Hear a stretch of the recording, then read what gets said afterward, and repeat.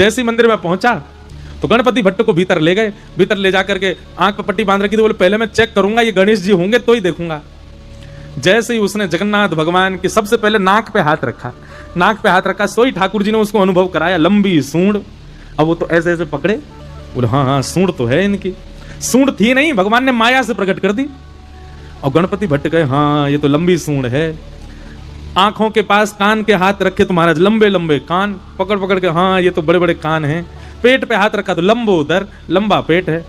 वो तो समझ गया महाराज जी तो गणेश जी हैं। और जैसे ही उसने प्रणाम किया तो भगवान ने अपनी सूंड से उसके सिर को ऐसे गुदगुदा और दिया। उसको विश्वास हो गया कि ये तो गणेश जी हैं। जैसे ही उसने पट्टी खोली, पट्टी खोल करके देखा तो गणेश जी तो नहीं थे, जगन्नाथ भगवान थे। ना उनकी सूंड है, ना उनके कान है, ना वो लंबोदर।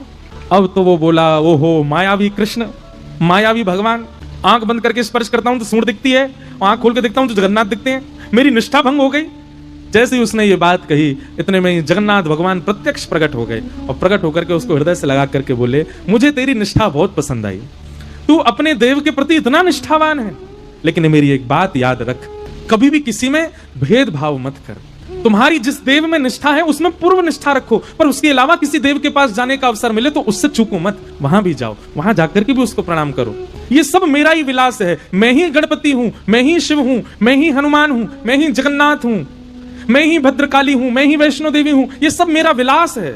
इसलिए तू किसी भी प्रकार से भेद दृष्टि मत रख, क्योंकि भेद दृष्टि भक्ति में अपराध है। इसलिए इस अपराध के भागी मत बनो गणपति भट्ट। तुम गणेश के उपासक हो, इसका मतलब यह नहीं कि तुम अन्य देवताओं का तिरस्कार करो। इसलिए अपनी भक्ति को और पुष्ट करो, सब देवों में अपने गणपति का दर्शन करो। तब उस गणपति भट्ट का जो संशय था वो दूर हुआ, उसने जगन्नाथ भगवान को प्रणाम किया।